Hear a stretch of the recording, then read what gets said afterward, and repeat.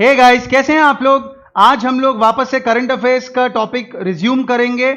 For the first couple of minutes we'll try and revise what we studied the other day and उसके बाद का topic हम proceed करेंगे। चलिए, आज बिल्कुल इधर उधर की बात नहीं, फटाफट इसको रिवाइज कर लेते हैं। चलिए आगे चलते हैं। पहली चीज हमने इंटरनेशनल अफेयर्स में पढ़ा, वी स्टडीड द स्टोरी की वर्ल्ड वॉर वगैरह के बाद से ट्रेड बहुत खत्म हो गया था, कंट्रीज को एक दूसरे पे भरोसा नहीं था, सब एक दूसरे के दुश्मन बन गए थे।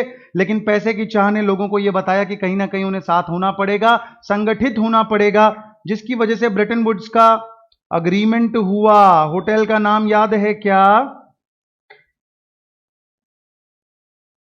Mount Washington. Perfect. Mount Washington hotel में ये ब्रेटन वुड्स का अग्रीमेंट साइन करा गया, जिसकी वजह से कुछ ब्रेटन वुड्स के इंस्टीट्यूशंस बने। क्या नाम था उन इंस्टीट्यूशंस का, जल्दी बताइए।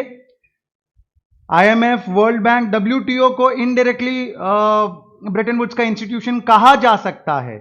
आईएमएफ तो ऑब्वियसली था ही, वर्ल्ड बैंक भी था ही। डब्ल्यूटीओ को कहा जा सकता है फॉर अ सिंपल रीजन कि आईटीओ जो वो लोग बनाना चाहते थे, इंटरनेशनल ट्रेड ऑर्गेनाइजेशन, जिसको कि अमेरिका ने रैटिफाई नहीं किया उस समय, इसलिए नहीं बन पाया। इवेंचुअली उसके कुछ 48 साल बाद, 48 ईयर्स के बाद में डब्ल्यूटीओ बना। बट स्टिल उसका जो सीड था, जो उसका थॉट था, वो शायद ब्रेटन वुड्स के ही अग्रीमेंट में रखा गया था, इसलिए इसे भी ब्रेटन वुड्स का इंस्टीट्यूशन कहा जाता है। बहुत बढ़िया।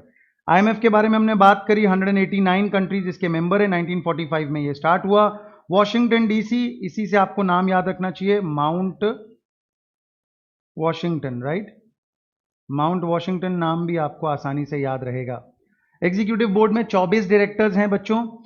लार्जेस्ट बोरोवर्स में अपन ने इसको कैसे पढ़ा था, गुइया नाम से पढ़ा था, या फिर अपन ने बोला था, इसको पढ़ने का एक और तरीका है यूएज।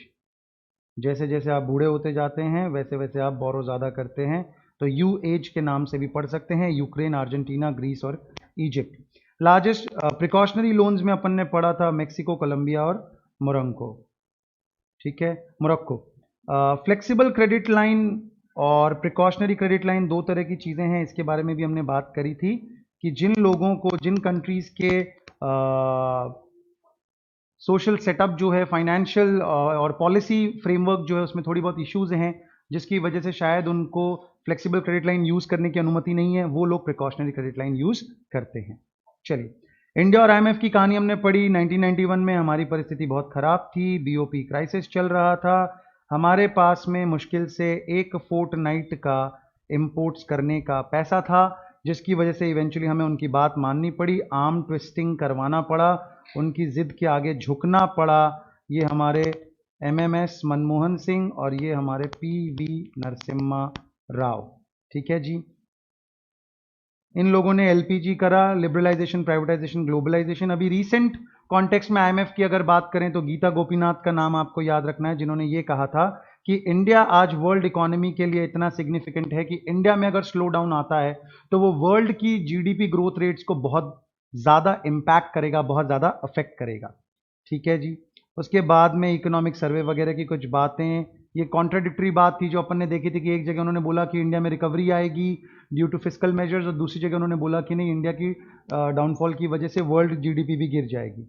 वर्ल्ड इकोनॉमी कोरोना वायरस के आने की वजह से ऑब्वियसली इस पे अब जितनी भी प्रोजेक्शंस थी, चाहे वो आईएमएफ की हो या वर्ल्ड बैंक की हो या मूडीज या फिच, ये बहुत सारी रेटिंग एजेंसीज है बच्चों, इंटरनेशनल रेटिंग एजेंसीज है, जैसे स्टैंडर्ड एंड पुअर है, एसएनपी। इंडिया में अगर बात करूं तो इंडिया में क्रिसिल नाम की एक रेटिंग एजेंसी है, केयर नाम की एक और रेटिंग एजेंसी है। तो ये रेटिंग एजेंसीज होती हैं जो इंस्ट्रूमेंट्स, यानी कि सिक्योरिटी इंस्ट्रूमेंट्स से लेके कंट्रीज की भी रेटिंग करती हैं in terms of GDP etcetera. चलिए, एम्स ऑफ आईएमएफ में अपन ने पढ़ा था कि बेसिकली इंटरनेशनल मॉनेटरी कोऑपरेशन को बढ़ाना है। एक्सचेंज स्टेबिलिटी एक बहुत बड़ा गोल था इनका, क्योंकि जितना एक्सचेंज रेट स्टेबल रहेगा उतनी आपस में कंट्रीज एक दूसरे के साथ ट्रेड करने में कम हिचकिचाएंगी, कम डरेंगी। जिस कंट्री को पैसे की ज़्यादा ज़रूरत है, कोई बीओपी क्राइसिस में आ गया है, तो उसको भी ये मदद करेगी, इस तरह का इनका एम था। अदर फैक्ट्स में अपन ने बात करी कि सबसे पहला गोल इनका था stability of international monetary system, जो अपन ने अभी बात करी एक्सचेंज रेट वाली, ये उनका प्राइम गोल था, ये इनका इंपॉर्टेंट गोल था। बट इवेंचुअली 2012 में all macro economic and financial sector issues जो कि ग्लोबल स्टेबिलिटी पे अपना असर रखते हैं, उन सब चीज़ों को इंक्लूड कर लिया गया। ठीक है जी। रीजनल कोऑपरेशन के बारे में हमने बात करी, या शायद नहीं बात करी थी इसके बारे में, रीजनल कोऑपरेशन तक शायद हम पहुंचे नहीं थे, तो आइए रीजनल कोऑपरेशन को स्टार्ट करते हैं आज। ओके, रीजनल कोऑपरेशन का मतलब क्या हुआ कि जो, अरे मेरा तो सीक्रेट आउट कर दे रहा है ये, हाँ, जियोग्राफिकली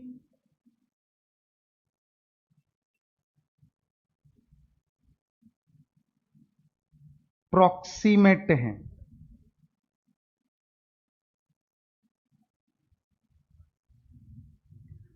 प्रॉक्सिमेट का मतलब होता है बच्चों पास में हैं, एक दूसरे के आस पास हैं, ज्योग्राफिकली उनके बीच में उतना ज्यादा डिस्टेंस नहीं है, तो वो एक पर्टिकुलर रीजन होती है, वो एक पर्टिकुलर रीजन होती है। देखिए आप अगर न्यूज़ वगैरह पढ़ते हैं बच्चों, तो आपको दिखाई देगा कि न्यूज़ वगैरह में हम लोग क्या करते हैं, जब किसी जगह के बारे में बताना होता है तो it can either be country wise कि भाई ये कंट्री में ऐसा हो रहा है, वो कंट्री में ऐसा हो रहा है, या कॉन्टिनेंट वाइज बताया जाता है कि भाई अफ्रीका में ऐसा हो रहा है, और यूरोप में ऐसा हो रहा है, अमेरिका में ऐसा हो रहा है, एशिया में ऐसा हो रहा है।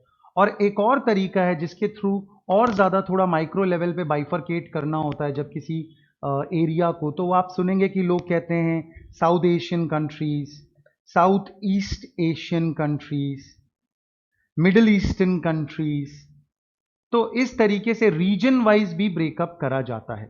तो आइए देखते हैं, अब ये रीजन, ये लोग क्या है, ज्योग्राफिकली सबसे एक दूसरे के पास में है, तो ऑब्वियसली इनके लिए ट्रेड कर पाना बहुत आसान होगा, डिस्टेंस कम होगा तो कम समय लगेगा, कम ट्रांसपोर्टेशन कॉस्ट इन्वॉल्व होगी, और प्लस क्योंकि एक दूसरे के बहुत पास में हैं तो एक दूसरे के कल्चर को भी शायद बेहतर तरीके से समझते होंगे, शायद लैंग्वेज का बैरियर भी उतना बड़ा नहीं होगा।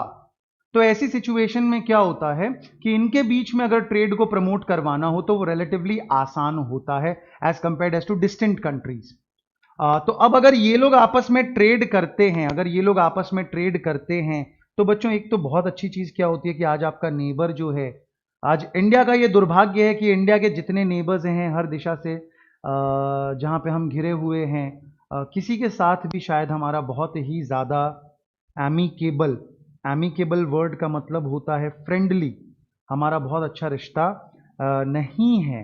अभी इसके बारे में कभी हम फुर्सत में बात करेंगे कि इंडिया की फॉरेन पॉलिसीज ही आज तक बहुत ही वियर्ड रही हैं, and that's the reason why probably हम लोग अमेरिका ना होते हुए भी जो अमेरिका बनने का प्रयास करते हैं, इस वजह से कहीं ना कहीं आज ना हम नेपाल के बहुत करीब है, ना श्रीलंका के, ना अफगानिस्तान के, ना पाकिस्तान के, चाइना की बात ही छोड़ दीजिए।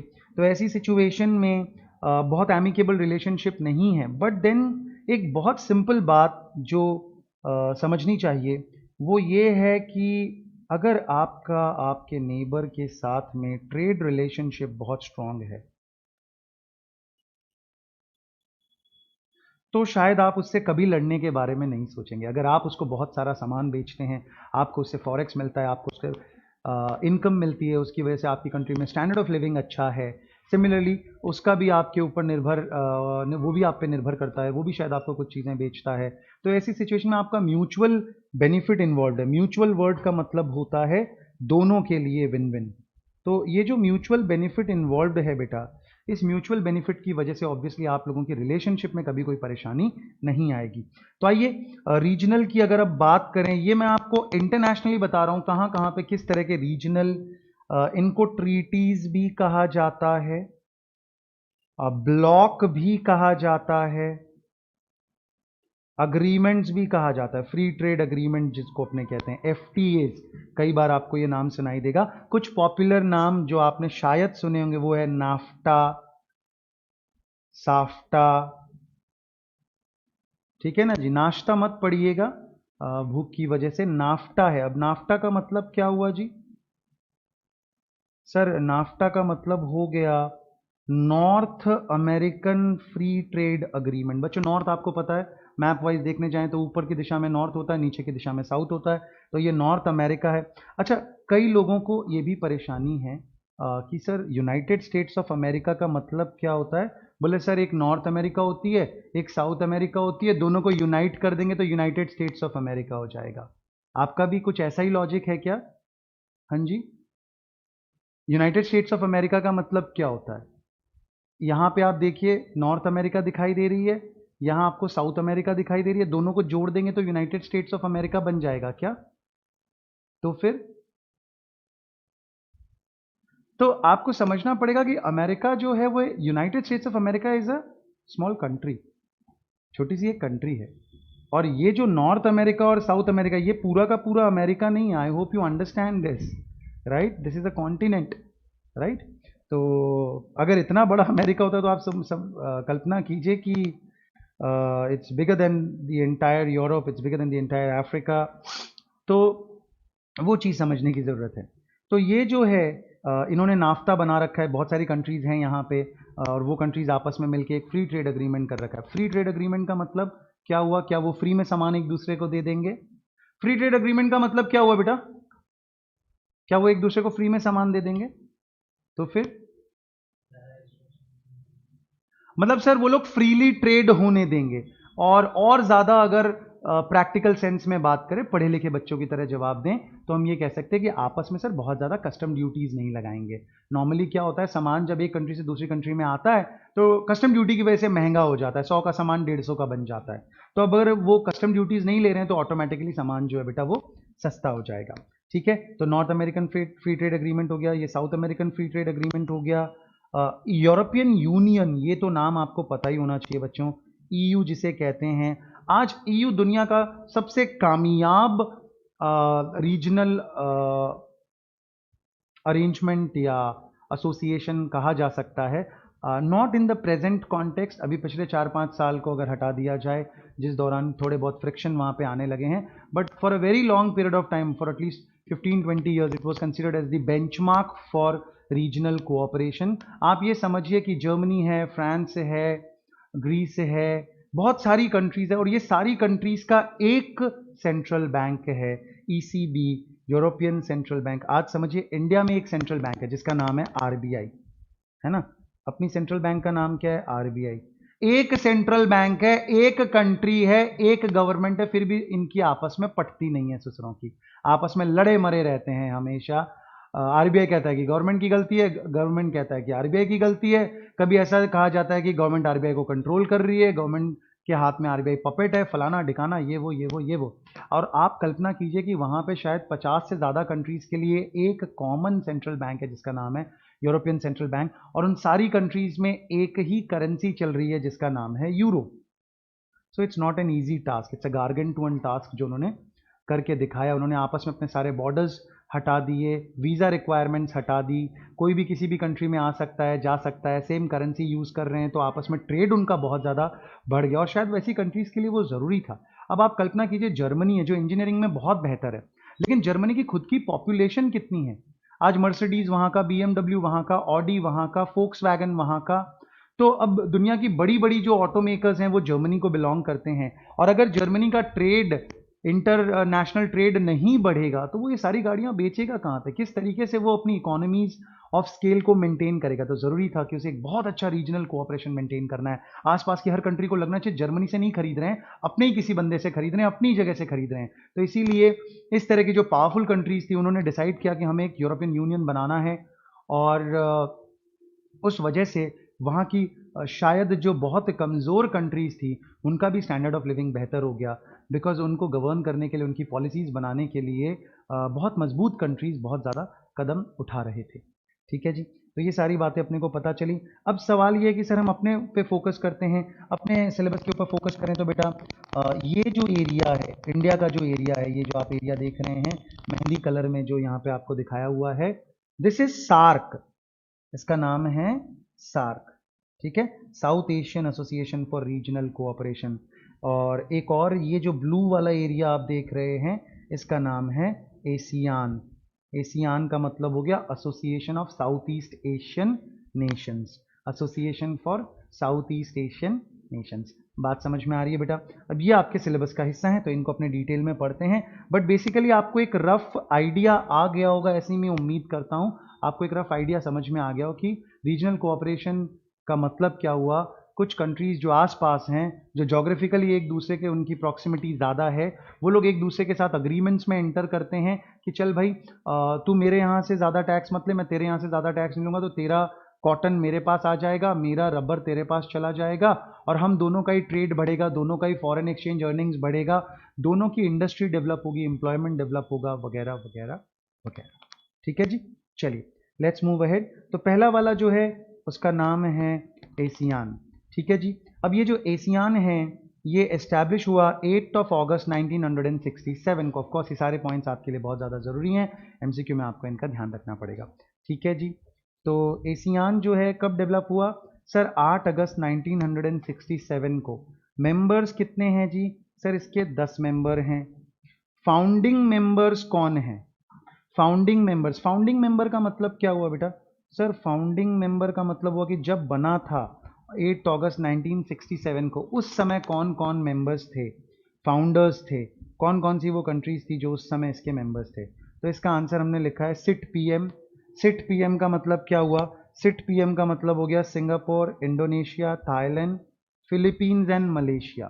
ठीक है, देखो एक चीज, तुमने अभी जोग्राफिकली विजुअलाइज किया है इसको, है ना? देखिए जो विजुअल एड्स होती हैं ना वो आपको याद रखने में बहुत ज़्यादा मदद करती हैं। तो आप इसका जोग्राफिकल पोजीशन देखिए, ये जो एरिया है एसोसिएशन, अच्छा थोड़ा और दूर है ना, इस तरफ है, यहाँ पे है ये कुछ association of free trade area. ठीक है, तो association of south east Asian Nations, right. तो ये जो एरिया आप इसको इसको अंडरस्टैंड कीजिए कि ये इंडिया के पास में है countries, but not this area. तो चाइना वगैरह कुछ नहीं है, पाकिस्तान, अफगानिस्तान ये सब कुछ नहीं है यहाँ पे, है ना? तो ये वाला एरिया है जहाँ पे लोग बेसिकली घूमने जाते हैं, सारे गुजराती बंधु हमारे।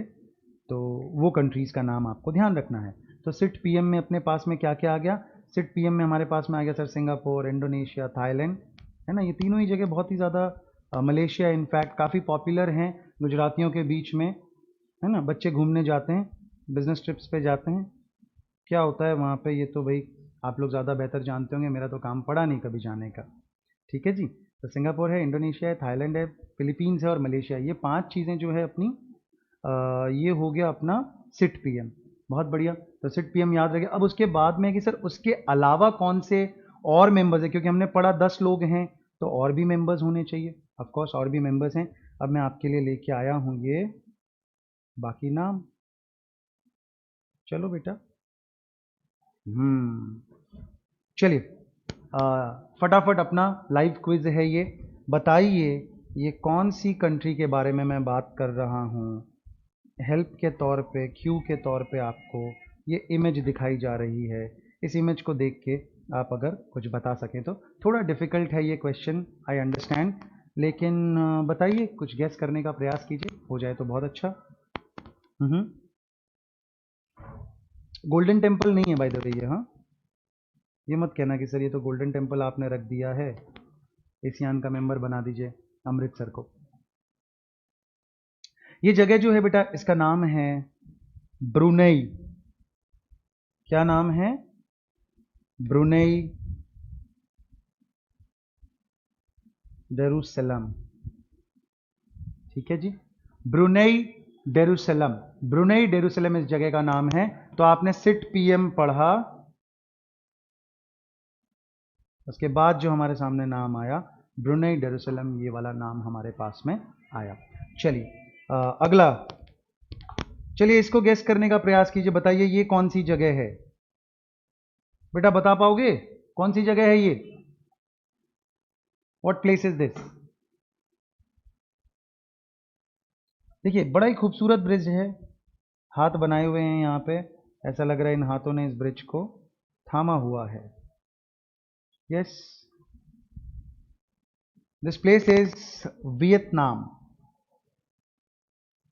जी हाँ दोस्तों, इस जगह का नाम है वियतनाम। वियतनाम वो कंट्री है जो इतनी सी कंट्री होने के बावजूद अमेरिका को उसने बहुत परेशान किया, और काफ़ी लंबे समय तक वियतनाम वॉर, द नाम वॉर जिसको कहते हैं अमेरिका में लोग बाग, नाम वॉर चला, लेकिन वियतनाम ने हार नहीं मानी। ठीक है जी, तो ये वियतनाम हो गया, वियतनाम। चलिए इसको गेस कर पाएंगे क्या? मतलब blind guess, take a blind shot. ठीक है, the name of this place is Lao, Laos PR, PR मतलब पीपल्स रिपब्लिक, ठीक है जी।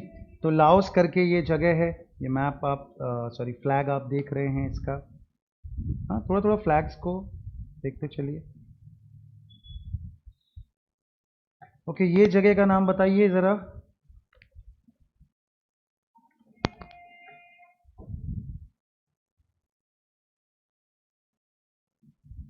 म्यांमार, इस जगह का नाम है म्यांमार। तो हमने देखा सिट पीएम पहले देख लिया, उसके बाद में ब्रुनई का नाम हमने देखा, वियतनाम का नाम हमने देखा, लाओस का नाम हमने देखा, और अब म्यांमार का नाम हमने देख लिया। ठीक है जी, बहुत बढ़िया। अब 4 हो गए, 5 पहले हो गए थे, 9, अब एक आखिरी कंट्री बची।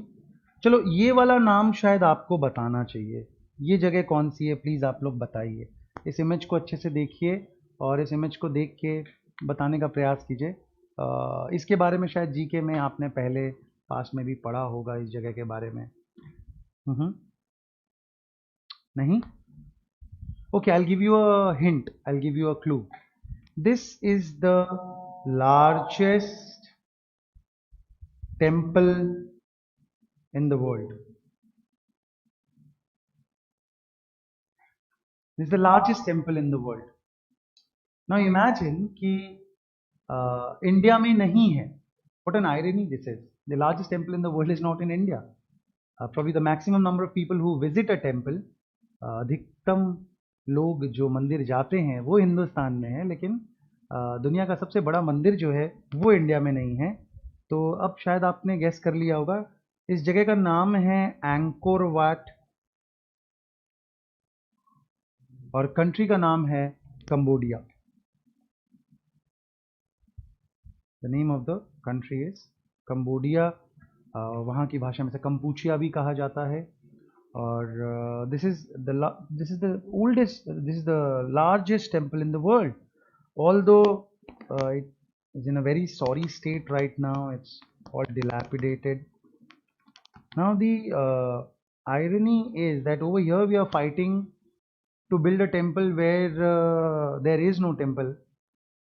Although now it's very political, it's very very political, but you have an opportunity to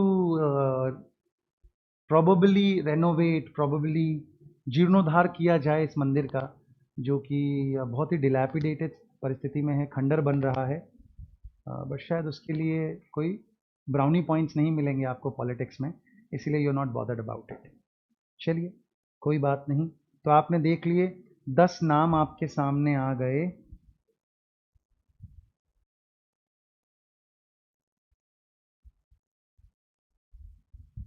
कौन से 10 नाम आपने देखे? हमने सिट पीएम देखा। अब आपको एग्जाम में ऐसा क्वेश्चन पूछा जाता है, which of the following country is not a member of ASEAN, which of the following country is a member of ASEAN. तो इस तरह के क्वेश्चंस आपको पूछे जा सकते हैं, राइट। तो सिट पीएम था, उसके बाद में हमने बी पढ़ा ब्रुनई के लिए, एल पढ़ा लाओस के लिए, वी पढ़ा वियतनाम के लिए, एम पढ़ा म्यांमार के लिए, और सी पढ़ा कंबोडिया के लिए। ठीक है जी, चलो। Aim and purpose of ASEAN दिया हुआ है कि भाई क्या उद्देश्य है, किस उद्देश्य से एशियान को बनाया गया था, what was the purpose behind it. तो हमने बोला कि economic growth, social progress and cultural development. ठीक है, अभी आपको समझना पड़ेगा ये जितने भी इस तरह के रीजनल एसोसिएशंस होंगे, जितने भी इस तरह की रीजनल बॉडीज होंगी, their aims and objectives are going to be almost similar. ठीक है ना। What is it going to be कि भाई आपस में ट्रेड बढ़े, आपस में रिलेशनशिप ज़्यादा मजबूत हो, एक दूसरे के सोशियो इकोनॉमिकल हर तरह की परेशानियों में वो एक दूसरे के साथी बने, आपस में इंटरनेशनल जो और बॉडीज़ हैं इस तरह की, उनमें ये सारे मिल के एक दूसरे के साथ मिल के अपने आप को रिप्रेजेंट कर सकें उस तरह की जो इंटरनेशनल बॉडीज़ हैं, चाहे वो IMF हो या वर्ल्ड बैंक हो या UNO हो, उसके साथ बेटर लियाज़ों कर सकें, बेटर रिलेशनशिप मेंटेन कर सकें, एक दूसरे की मदद करें ज़्यादा स्टैंडर्ड ऑफ लिविंग बढ़ाने में और इकोनॉमी को ग्रोथ कराने में। इस तरह के ही इनके सबके एम्स एंड पर्पसेस होंगे। तो आपको इसे अच्छे से याद नहीं भी हो तो भी कॉमन सेंस वाली बातें और सब जगह पे उसे एप्लीकेबल कराया जा सकता है। So economic growth, social progress and cultural development, there is a spirit of equality, there is a spirit of equality. Spirit of equality का मतलब क्या हुआ? स्पिरिट ऑफ इक्वालिटी का मतलब ये हुआ कि आपस में सारी कंट्रीज़ को एक दूसरे कंट्री के लोगों को बराबर भाव से देखना है, डिफ्रेंशिएशन नहीं करना है, भेदभाव नहीं करना है कि नहीं हम अपने वाले सामान को ज़्यादा प्रमोट करेंगे और वहाँ से आने वाले सामान का इंपोर्ट रोक देंगे। रीजनल पीस एंड स्टेबिलिटी, तो रीजनल पीस एंड स्टेबिलिटी का मतलब हो गया कि भैया चाइना वाली जैसी हरकतें नहीं करनी, एक दूसरे की टेरिटरी में नहीं घुसना है। चार्टर का मतलब होता है बच्चों बाईलॉज या फिर रूल्स बेसिकली। तो यूएन के चार्टर के अनुसार रीजनल पीस और स्टेबिलिटी मेंटेन करेंगे। Active collaboration and mutual assistance, एक दूसरे की सहायता करेंगे, एक दूसरे को साथ कोलैबोरेट करके काम करेंगे। Assistance in training and research, promote south east Asian studies, यानी कि इस रीजन के बारे में ज़्यादा से ज़्यादा लोग जानें, इस रीजन के बारे में ज़्यादा से ज़्यादा जो इसकी कल्चरल, इसका जो इथॉस है, जो इसका कल्चरल फ्लेवर है, उसके बारे में ज़्यादा से ज़्यादा लोग समझ पाएँ। Raise standard of living by increasing utilisation of agro and industrial resources, यानी एक दूसरे के पास में जो एग्रीकल्चरल रिसोर्सेज हैं, आज अगर मैं लेट अस से जूट ग्रो कर सकता हूँ या टी ग्रो कर सकता हूँ, कॉफ़ी ग्रो कर सकता हूँ, अगर मेरे बाजू की सारी कंट्रीज़, मेरे सारे नेबर्स मुझसे वो प्रोडक्ट खरीदने लग जाएं, तो फिर मैं उस पर्टिकुलर प्रोडक्शन को और बड़े स्केल पे और वास्ट स्केल पे कर सकता हूँ। तो मेरी जो एग्रीकल्चरल रिसोर्स थी वो ज़्यादा बेहतर तरीके से यूज़ हो पाएगी। किसी के पास में अगर कोई इंडस्ट्रियल रिसोर्स है, यानी कि वो जो जूट मैंने ग्रो किया वो उससे फाइबर बनाना, थ्रेड बनाना, जूट के प्रोडक्ट्स बनाने में ज़्यादा माहिर है, तो उसकी इंडस्ट्रियल रिसोर्स का ज़्यादा यूटिलाइजेशन हो जाएगा और हम जो रीजन की सारी कंट्रीज़ हैं एक दूसरे से वो प्रोडक्ट्स खरीदते रहेंगे। Cooperation and harmony with similar international institution, इस तरीके के जो और ज़्यादा अलग अलग इंस्टीट्यूशंस हैं उनके साथ भी हमें एक हारमोनियस रिलेशनशिप मेंटेन करना है। Let's move ahead. 35th ASEAN summit, 35th ASEAN summit. अब ये जो 35th एशियन समिट यानी कि हाल फिलहाल में ये कॉन्फ्रेंस कह लो कंप्लीट हुई। ओपनिंग सेरेमनी यहाँ पे दिखाया हुआ है, यहाँ पे वो सारे लोग हैं जो अपनी अपनी कंट्री को यहाँ पे रिप्रेजेंट कर रहे थे। कहाँ पे हुआ ये क्वेश्चन आपसे पूछा जा सकता है। ऑब्वियसली बहुत सारी समिट्स हुई हैं, सबके बारे में क्वेश्चन नहीं पूछा जा सकता। लेटेस्ट जो हैं, कब हुई, कहाँ हुई, क्या वेन्यू था, ये सवाल पूछे जा सकते हैं। तो वेन्यू इसका था बैंकॉक, थाईलैंड। ऐसे भी 10 कंट्री के जो मैंने आपको नाम बताए बेटा, उसमें आपकी फेवरेट कंट्री तो यही है ना। यू ऑल्सो नो कि सबसे फेवरेट कंट्री आपकी यही है। डेट्स हैं 1 से 4 नवंबर 2019। मोटो था इसका एडवांसिंग पार्टनरशिप फॉर सस्टेनेबिलिटी। और अगली समिट जो होने वाली है 2020 की, जो समिट होने वाली है वो वियतनाम में होने वाली है। ठीक है जी, बहुत बढ़िया। तो हमने पढ़ लिया 35th एशियन समिट जो थी वो बैंकॉक में हुई और 36th जो होगी वो वियतनाम में होगी। ओके जी, ये बात हमें पता चल गई। नाउ नेक्स्ट, अब ये क्या होता है देखो, यहाँ पे ये 10 कंट्रीज तो मेंबर्स हैं, राइट, ये 10 कंट्री मेंबर्स हैं। बट यहाँ पे एक और चीज समझने वाली जो ये है कि जब देखो आप ये नाम पढ़ो तो this will help you understand what am I trying to say. यहाँ आपको लिखा हुआ है opening ceremony 35th ASEAN summit and related summits, and related summits. What do you mean by and related summits? And related summits का मतलब क्या हुआ कि ये एशियान वाले तो आपस में मिलेंगे ही मिलेंगे, प्लस अब अगर इनको लगता है कि भाई एशियान को चाइना के साथ बात करनी चाहिए, चाइना के साथ कुछ इश्यूज हैं, कुछ चीजें हैं जो वो डिस्कस करना चाहते हैं, तो वो चाइनीज प्रीमियर को भी बुलाएंगे, चाइनीज प्रेसिडेंट को भी बुलाएंगे और उनको कहेंगे कि सर आप भी प्लीज शामिल हों इस मीटिंग में हमारे साथ, और हम पर्सनली 1 to 1 आपके साथ कुछ बात करना चाहते हैं। इसी तरीके से वो इंडिया को बुला सकते हैं, अमेरिका को बुला सकते हैं, वगैरह वगैरह वगैरह। इसीलिए यहाँ पे एशियान के लोग तो मिलेंगे ही, एंड रिलेटेड समिट्स बोला हुआ है। इसी का एग्जाम्पल सबसे बड़ा आपको यहाँ पे सामने दिखाई देगा। ये अपनी इंडो एशियन समिट है, और इसमें क्या है कि इंडिया मिल रहा है एशियान के साथ में। क्या है जी सर? इंडिया मिल रहा है एशियान के साथ में। बात समझ में आई बेटा? हाँ जी सर। तो क्या है यहाँ पे? तो ये इंडो एशियन समिट हुई। ये चचा हमारे जापान के हैं, और ये हमारे मोदी जी हैं। तो क्या बातें हुई जी? हाइलाइट्स में बोला कि भाई strengthen partnership through stronger surface maritime air and digital link, यानी बेसिकली जल थल हवा, जहाँ से भी अपने एक दूसरे के और ज़्यादा करीब आ सकते हैं, अपना कनेक्टिविटी मजबूत कर सकते हैं, वो करना है। Most importantly digital link. India welcome the decision to review the ASEAN India FTA, यानी कि एशियान तो आपस में एक रीजनल ऑर्गेनाइजेशन है ही, जिसने फ्री ट्रेड एग्रीमेंट साइन कर रखा है आपस में, लेकिन एशियान ने इंडिया के साथ एक अलग से एफटीए साइन करा है। तो उसके टर्म्स को अगर मॉडिफाई करना है, उसके टर्म्स में अगर कुछ बदलाव करने हैं, तो इसको इंडिया ने वेलकम करा, और इंडिया ने कहा जी हम लोग बिल्कुल तैयार हैं, we are willing to go for it. अगर आपको उसमें कुछ टर्म्स में और बातें करनी है तो let's do it. Strengthen partnership in the area of maritime security. Maritime का मतलब ऑब्वियसली बेटा वाटर रिलेटेड हो गया, मरीन से मैरीटाइम बना। तो आप देखिए, बिकॉज इसको समझने के लिए probably this diagram is going to help you.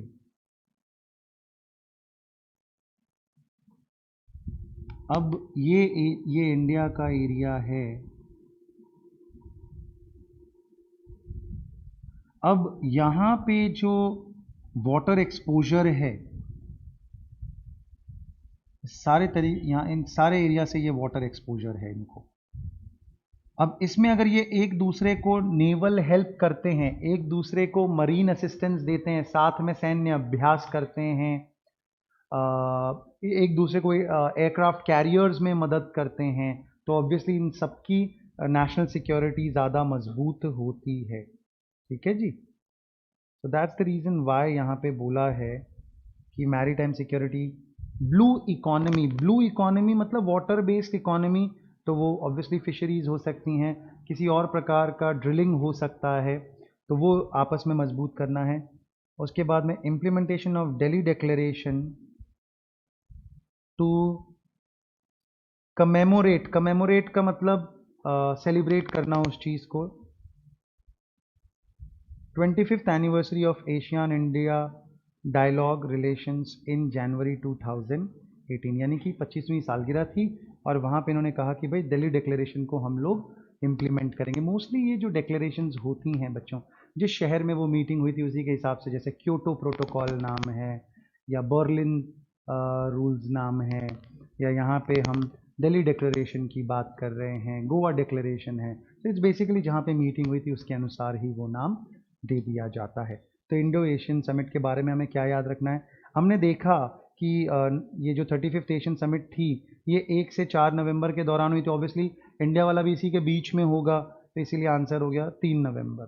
तो अब जब 35th एशियन समिट बैंकॉक में हुई है, तो ऑब्वियसली इंडिया एशिया समिट भी वहीं पे होगी बैंकॉक में, तो कोई नई चीज़ हमें याद नहीं करनी पड़ी। ठीक है जी। उसके बाद में ये क्या दिया हुआ है, 5th Asian youth video contest के बारे में बताया हुआ है कि इस तरह का एशियान वाले एक वीडियो कॉन्टेस्ट रखते हैं, जिसमें बच्चों को थीम दिया जाता है एक अलग अलग कंट्रीज़ के, और उनको कहा जाता है कि भैया आप एक वीडियो बनाएं जो हमें बताएगा।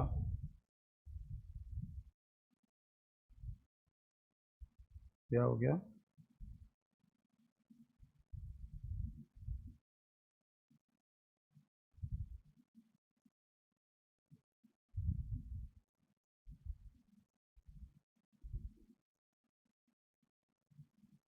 यूट्यूब का लिंक जो था,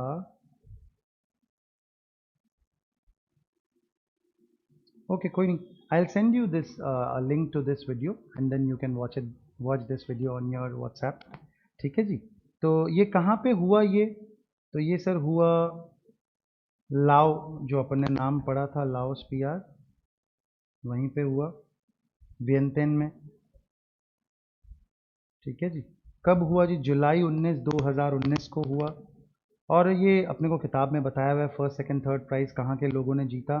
तो इलिया प्रमाना ने, इंडोनेशिया की जो थी, उन्होंने फर्स्ट प्राइज़ जीता। और डियाना डियाना सी जो सिंगापुर से थे, उन्होंने सेकंड प्राइज़ जीता। और अनुलुक डेवोंग जो लाओ से थे, उन्होंने थर्ड प्राइज़ जीता। तो यही वो वीडियो है, one of the prize winner video, जहाँ पे मैं एम्बेड करके लाया था, but then there are some issue with the connectivity, so I will share this video with you guys, don't worry. ठीक है जी। तो अपने को इसमें क्या याद रखना है कि हाँ, इस तरह का एक यूथ वीडियो कॉन्टेस्ट एशियान कराता है। इंडोनेशिया फर्स्ट प्राइज़ जीता था, सिंगापुर सेकंड प्राइज़ जीता था, और ये बेचारे खुद करवा रहे थे लाओ वाले, तो इन्होंने कम से कम थर्ड प्राइज़ तो जीते, ऐसा सोच के थर्ड प्राइज़ इन्होंने जीत लिया। चलिए नेक्स्ट क्या है? नेक्स्ट हम पढ़ रहे हैं सार्क के बारे में। अब चलो बच्चों, सार्क को तो तुम आइडेंटिफाई करो। ये क्विज में तो बेटा तुम्हें ऑब्वियसली अच्छी भूमिका निभानी चाहिए मेरे गुड्डू लाल। ये तो तुम्हें बताना चाहिए अपने आप कि ये कौन सी कंट्रीज हैं। बता सकोगे कि नहीं? अभी लाइव वीडियो को पॉज कर दो, यूट्यूब पे देख रहे हो, पॉज कर दो, पॉज करके बताओ ये कौन कौन से फ्लैग्स हैं। सारे तुम्हारे पड़ोसी हैं बेटा। तुम्हें जोग्राफिकली भी मैं वो रीजन दिखा चुका हूँ मेहंदी कलर में, जो मैंने तुम्हें दिखाया था अभी। तो इन कंट्रीज के फ्लैग्स तो बेटा प्लीज आइडेंटिफाई कर लो, इतनी तो मेहनत कर लो मेरे लिए। अब कोई कह रहा है सर ये इंडिया है। वाह वाह वाह वाह वाह वाह, धन्यवाद, बहुत बढ़िया, बहुत गजब आपका परफॉर्मेंस रहा। अब बाकी को आइडेंटिफाई करो जल्दी। पॉज कर दो, तुम नहीं करोगे तो मैं खुद कर दूंगा, चुप हो जाऊंगा मैं जब तक तुम लोग आंसर नहीं बताओगे कमेंट सेक्शन में, तब तक मैं आगे ही नहीं बढ़ने वाला। चलो आंसर लिखो फटाफट।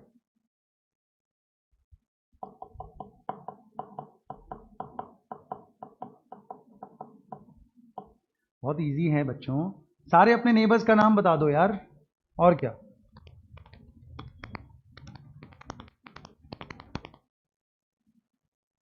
चलो, एस्टैब्लिश्ड ढाका में हुआ ये 1985 में, ढाका में सार्क बना।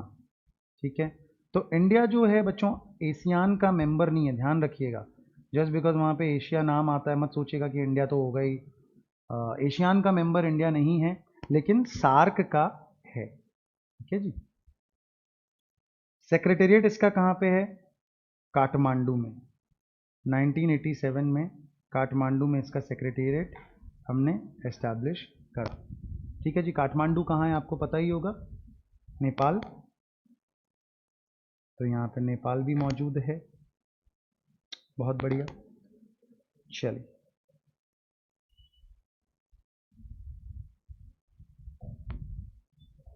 अच्छे से देख पा रहे हैं कि नहीं आप? हाँ सर देख तो पा रहे हैं, लेकिन उत्तर नहीं देना चाह रहे हैं। कोई नहीं, ये जो है, इसको ज़रा साफ कर दें।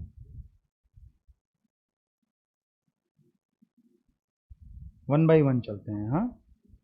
चलो, ये कौन है? सर ए से अफगानिस्तान, बहुत बढ़िया। ये कौन है? सर बी से बांग्लादेश, वेरी गुड। ये कौन है?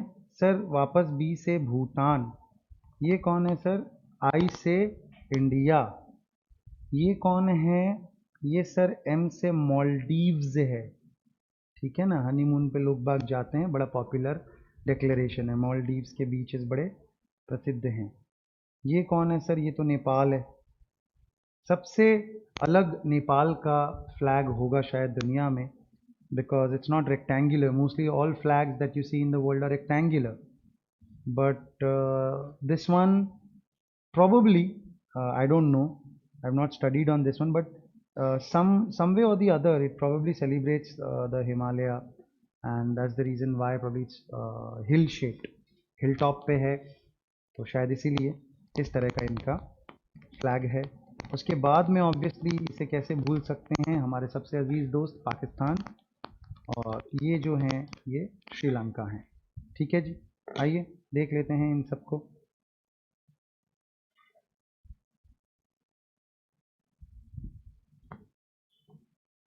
क्या हुआ राजा,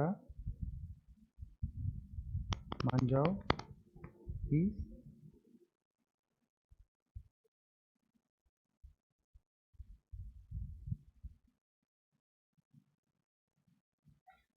So there's Afghanistan, Bangladesh, Bhutan, India, Maldives.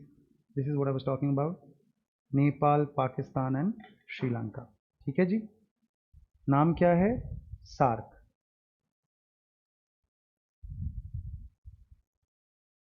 Okay,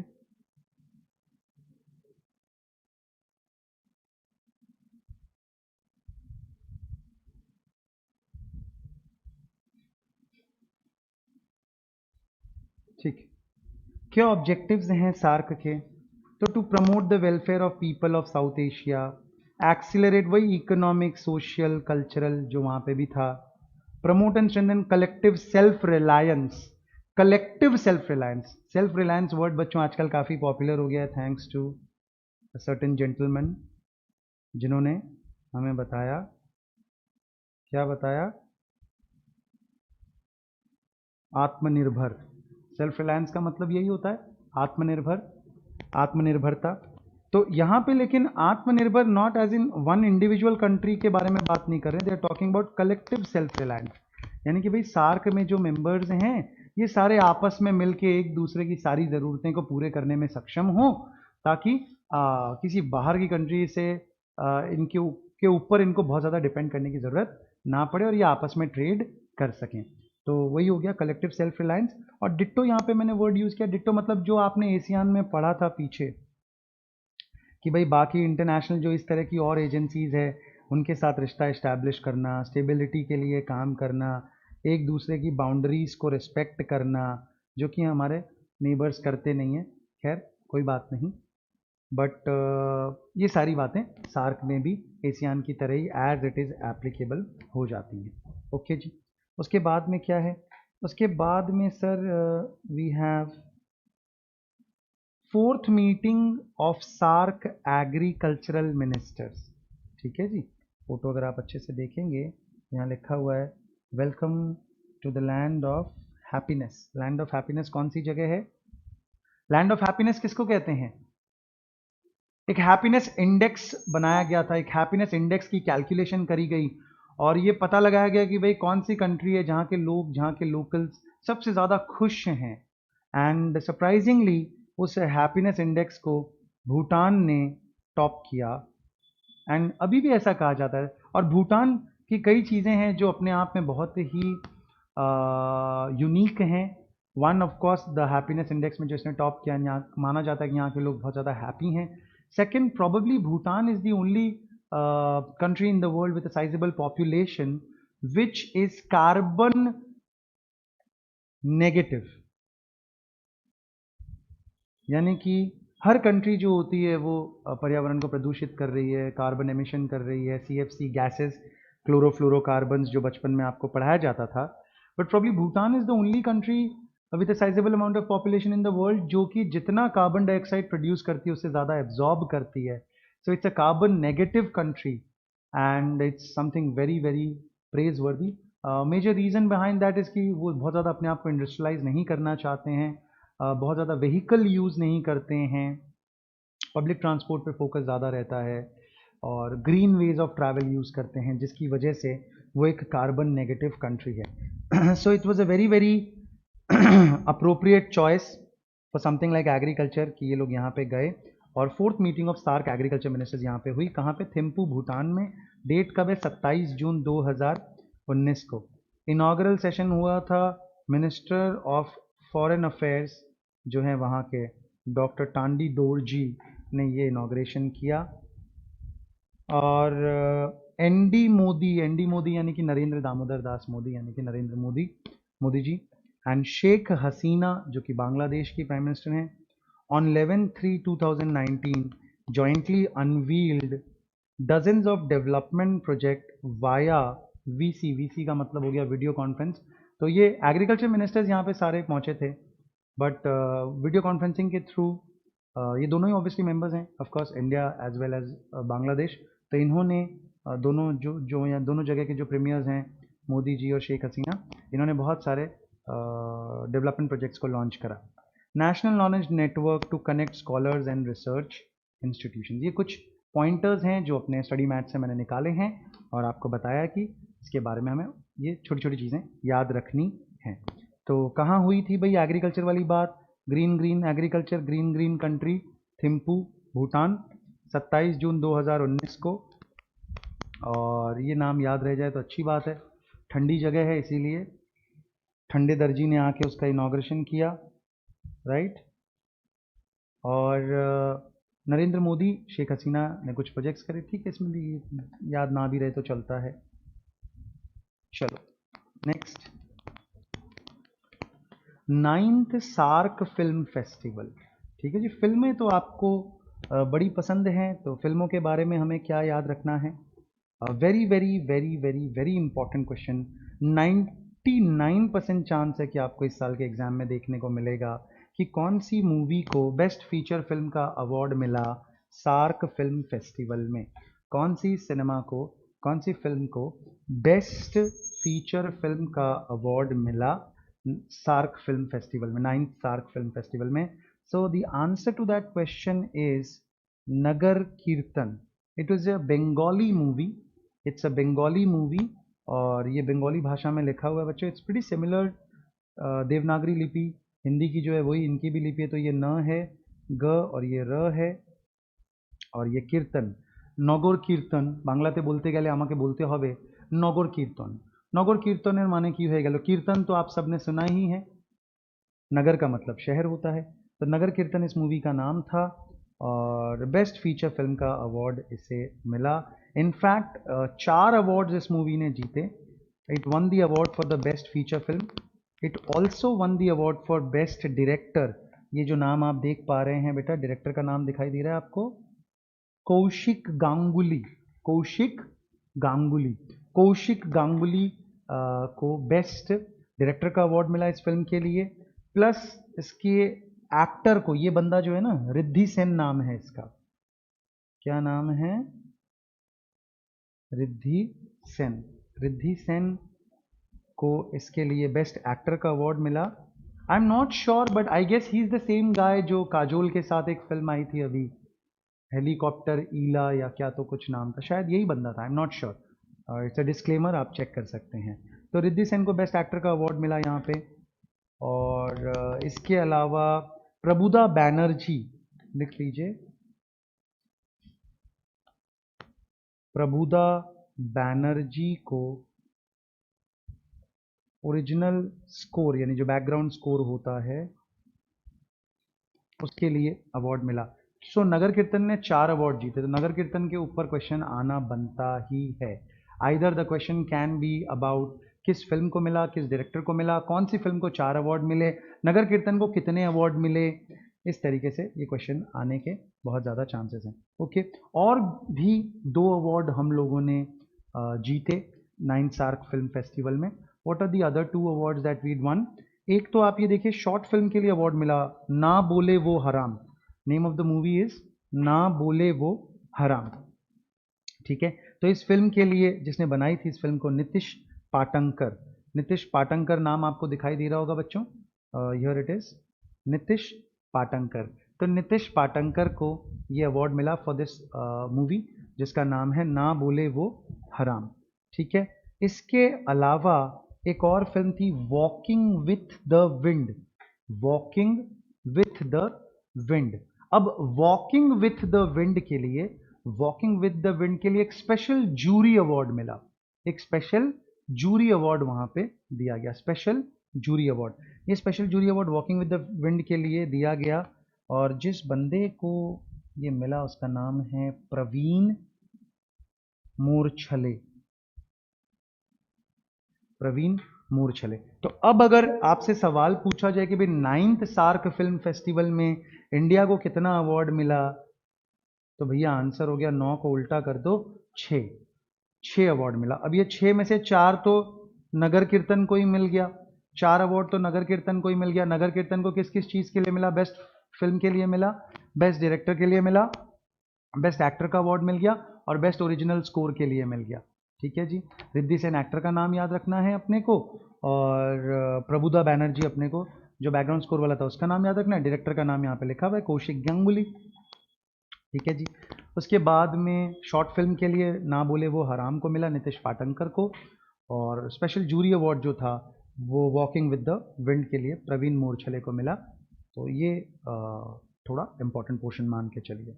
ठीक है जी, आगे चलता हूँ। ब्रिक्स पे अब हम लोग आ गए। सार्क की बातें हमारी खत्म हो गई, सार्क का डिस्कशन हमारा खत्म हो गया। Let's talk a little bit about BRICS. चलो अब बच्चों ये तो बता दो प्लीज़, ये नहीं बता सके तो बच्चों फिर मुझे तुम लोगों को मतलब जान से मारना पड़ेगा। I have to kill you guys. ये कौन सी कंट्री है बताओ बालक? What country is this?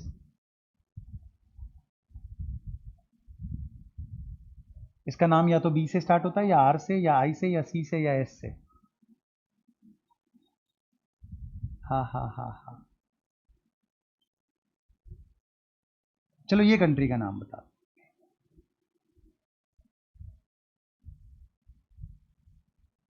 ये कंट्री कौन सी है?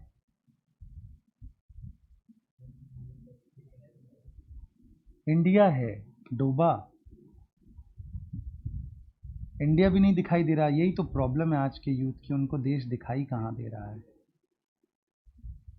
हाँ, टिकटॉक और पबजी से बाहर निकलें तो देश दिखाई देगा।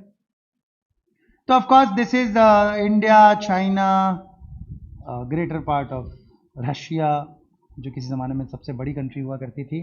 Okay, then we have Brazil and South Africa. So B से हो गया भैया अपना ब्राज़ील, आर से हो गया रशिया, आई से हो गया इंडिया, सी से हो गया चाइना, और एस से हो गया साउथ अफ्रीका। अच्छा चलो एक और मदद करो, ये बड़ी फोटो तो दिखाई दे रही होगी। बड़ी फोटो के कुछ लोगों को पहचानने का प्रयास करो, कौन कौन से लोग हैं जल्दी बताओ। देखो बच्चे, सबसे पॉपुलर लोग, दुनिया के सबसे ज्यादा पॉपुलर लोगों में से एक हैं, इनको अगर आप नहीं पहचान पा रहे तो मतलब क्या किया जाए आप लोगों का? हम्म, ये मोदी जी हैं। ये बंदे को तो पहचानो, अभी दुनिया का विलेन नंबर 1 है ये। गब्बर सिंह को भी पीछे छोड़ दिया इसने। सबसे बड़ा विलन है आज की डेट में दुनिया का। क्या नाम है इसका? Xi Jinping. क्या नाम है? शी जिनपिंग, यानी कि चाइना का प्रेसिडेंट है ना। और बड़ा ही अमेजिंग काम किया इसने, कह दिया भाई जब तक मैं जिंदा हूं तब तक कोई इलेक्शन वगैरह कराने की जरूरत नहीं है, मैं ही प्रेसिडेंट हूं। तो शी जिनपिंग है। अच्छा, ये जो बंदा है काफ़ी खूंखार बंदा है, ये भी शी जिनपिंग का ही इंस्पिरेशन ले, शी जिनपिंग ने शायद इसी से इंस्पिरेशन ली होगी, क्योंकि ये भी पिछले 20 सालों से रशिया में है और आने वाले भी पता नहीं कितने सालों तक रशिया में रहेगा। तो इसका नाम है व्लादिमीर पुतिन। ठीक है जी। और ये जो बंदा है, ये बंदा साउथ अफ्रीका का प्रेसिडेंट है और इसका नाम है Jair Bolsonaro. Bolsonaro, Jair Bolsonaro. Jair Bolsonaro बड़ा ही टॉल पर्सनैलिटी। ठीक है जी। And then we have Brazil का बंदा जिसका नाम है सिरिल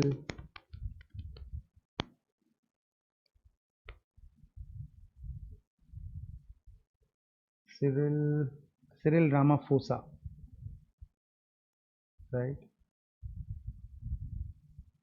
तो ये सारे नाम यहाँ पे हमारे पास में आ गए।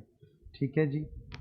इसके बाद में क्या है की पॉइंट्स में कि भाई first BRICS ministerial meeting on 20 सितंबर 2006, 2006 को पहली मिनिस्ट्रियल मीटिंग रखी गई थी। ठीक है, और उसको इंडिया के डिफेंस मिनिस्टर जो उस समय के थे प्रणब मुखर्जी। प्रणब मुखर्जी नाम आप लोगों ने ज़रूर सुना होगा बच्चों, the erst while president of India, है ना। किसी ज़माने में प्रेसिडेंट थे ना। अभी कौन है प्रेसिडेंट? जी, रामनाथ कोविंद। और रामनाथ कोविंद से पहले कौन प्रेसिडेंट थे? प्रणब दा। तो ये प्रणब मुखर्जी जी हैं और ये डिफेंस मिनिस्टर हुआ करते थे उस समय, और इन्होंने ब्रिक्स की मीटिंग को अटेंड किया था। 2006 से ये कहानी स्टार्ट हुई, तो बहुत ज़्यादा पुरानी कहानी नहीं है। 2016 में India became the head of the association. तो ये कैसा है कि ब्रिक्स की जो प्रेसिडेंसी है वो मूव ऑन होती रहती है, रोटेशन वाइज हर कंट्री को वो अधिकार मिलता है। तो अभी 2016 में इंडिया को वो अधिकार मिला था और तब ये लोग सब गोवा में मिले थे, गोवा डिक्लेरेशन हुआ था। 8th ब्रिक्स समिट जो थी वो गोवा में रखी गई थी। ठीक है।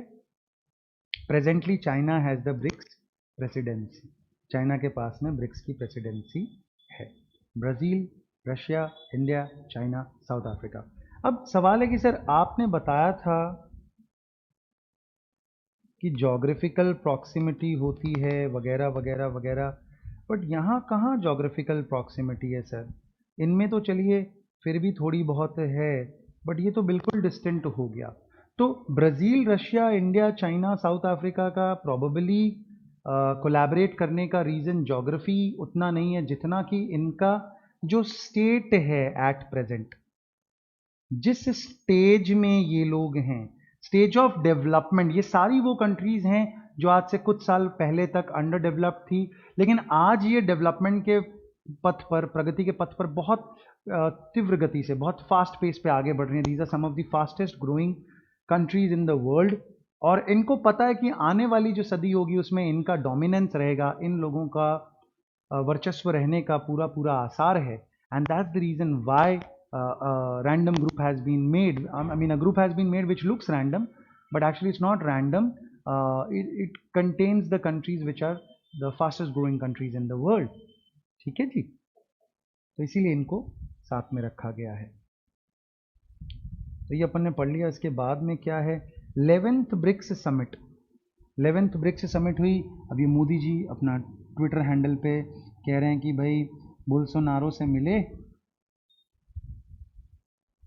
on the sidelines of the BRICS summit in Brazil.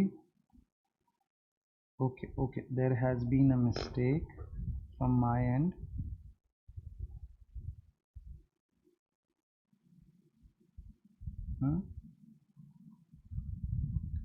This is Brazil and this is South Africa. ठीक है, जो बोल्सोनारो हैं, बी से बोल्सोनारो, बी से ब्राज़ील, और साउथ अफ्रीका के लिए हैं हमारे पास में Cyril Ramaphosa.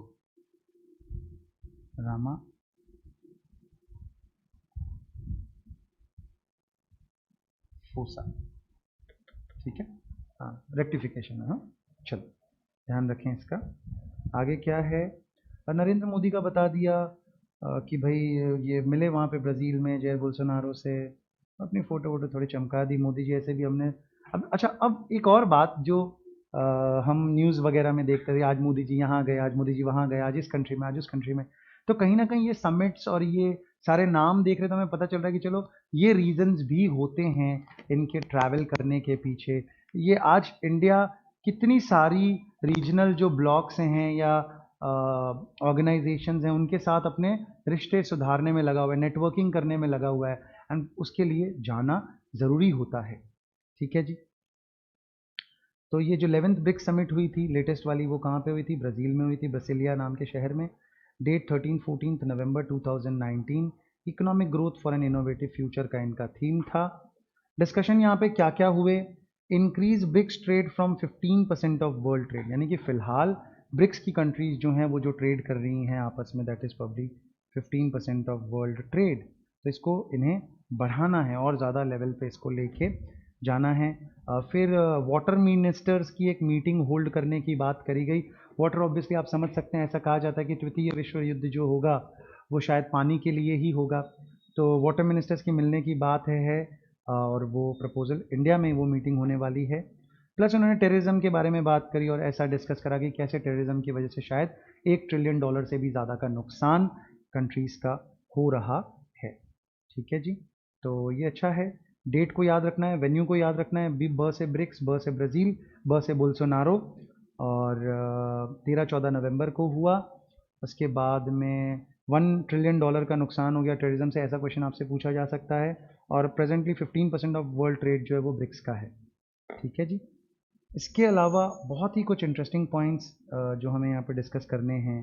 R27 deal with Russia, R27 deal with Russia. आज के कॉन्टेक्स्ट में ये बात बहुत ज़्यादा इंपॉर्टेंट हो जाती है बच्चों। R27 बेसिकली क्या है, दो इमेजेस वहाँ पे आपको दिखाई देंगी, तो आप देखिए कि ये जो नीचे वाली इमेज है, दिस इज R27, ये जो है ना, ये R-27 मिसाइल है, एयर टू एयर मिसाइल है। ये क्या है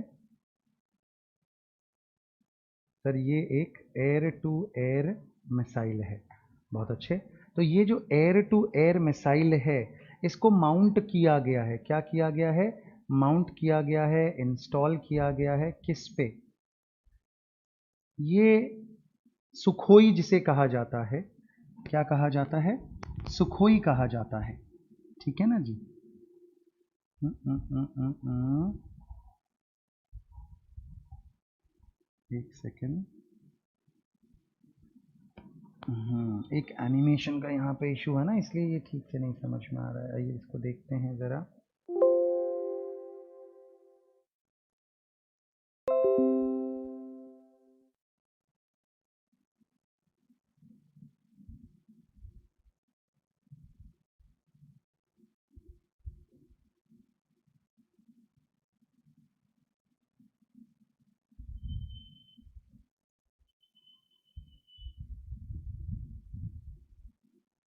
ठीक है, तो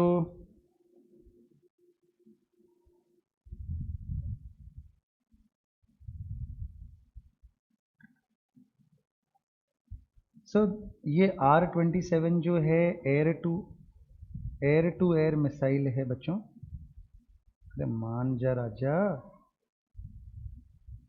एयर टू एयर मिसाइल है ये। मैन्युफैक्चरर इसका कौन है? Russian firm Vympel and Ukrainian firm Artem, ये दोनों मिलके इस मिसाइल को बनाते हैं। डिज़ाइन इसका स्टार्ट हो गया था 1962 में, 1962 से इसका डिज़ाइन स्टार्ट हो गया था, बट इसका कमर्शियल प्रोडक्शन स्टार्ट हुआ 1986 में। आज दुनिया की लगभग 25 कंट्रीज इस एयर टू एयर मिसाइल के कस्टमर्स हैं और इसे खरीदते हैं रशिया से। लेंथ 4 मीटर्स की है, वेट इसका 253 किलोग्राम्स है, डायामीटर इसका 0.23 मीटर है। अब व्हाट इज द खासियत ऑफ दिस मिसाइल? इसकी खासियत है कि बैड वेदर कंडीशन हो, विजिबिलिटी खराब हो, वगैरह वगैरह वगैरह, वैसी सिचुएशन में भी इसको आप फायर कर सकते हो। और रेंज इसमें जो R-27P1 मॉडल है उसका 72 किलोमीटर्स का रेंज है, 72 किलोमीटर तक की इसकी फायरिंग रेंज है। और जो R-27EP1 है उसकी फायरिंग रेंज 110 किलोमीटर्स है। इंडियन एयरफोर्स ने तकरीबन 1500 करोड़ रुपए का डील साइन करा है to acquire R-27। So the present government is very very committed to equipping the army or the air force or the naval forces with a lot of weapons, with a lot of artillery, and these will come handy। ये अपने Sukhoi aircrafts हैं, these are fighter planes, जो ये भी हम Russia से ही लेते हैं। ठीक है, शायद इसको M30 कहा जाता है इनको, ऐसा कुछ नाम है इनका। बेसिकली सुखोई एयरक्राफ्ट हैं। राजनाथ सिंह की फ़ोटो आप लोगों ने देखी होगी शस्त्र पूजन करते हुए, जब वो डिफेंस मिनिस्टर थे। ठीक है जी, तो इस तरीके की ये एयर टू एयर मिसाइल है और इसको इक्विप करा गया है। जो फाइटर प्लेन थे उनको और ज़्यादा मजबूत बनाने के लिए, उनको और ज़्यादा कारगर और सशक्त बनाने के लिए उनको बूस्टर के तौर पे इस तरह की ये R-27 मिसाइल्स उनके ऊपर में इक्विप करी जा रही है। ठीक है जी, तो ये इसमें दो डेटा हैं, एक तो 1500 करोड़ रुपए वाला और एक कुछ 7680 करोड़ है शायद, आई एम नॉट श्योर। आप लोग मैट में ज़रा देखिएगा प्लीज़। ऐसी डील्स भी और करी हैं to make the Indian air force stronger, और भी ज़्यादा वेपन्स वगैरह की डील्स करी गई हैं। तो अब ये रशिया और इंडिया ऑब्वियसली दोनों ब्रिक्स के मेंबर्स हैं और आपस में वो इस तरह का ट्रेड कर रहे हैं। अभी भी अगर आप देखेंगे जो इंडिया चाइना का बवाल चल रहा है, रशिया का काफ़ी फ़ायदा उसमें हो जाएगा in the terms of the weapons that is gonna end up selling it to India. ठीक है जी, तो आज का लेक्चर मैं इतना ही रखता हूँ। ये सारी चीज़ों को आपको अच्छे से पढ़ना है, ओके। और आई होप आप लोगों को अच्छा लगा। अगर आप लोगों को ये वीडियो अच्छा लगा तो हमें लाइक कीजिए, सब्सक्राइब कीजिए। Thanks a lot, have a good day.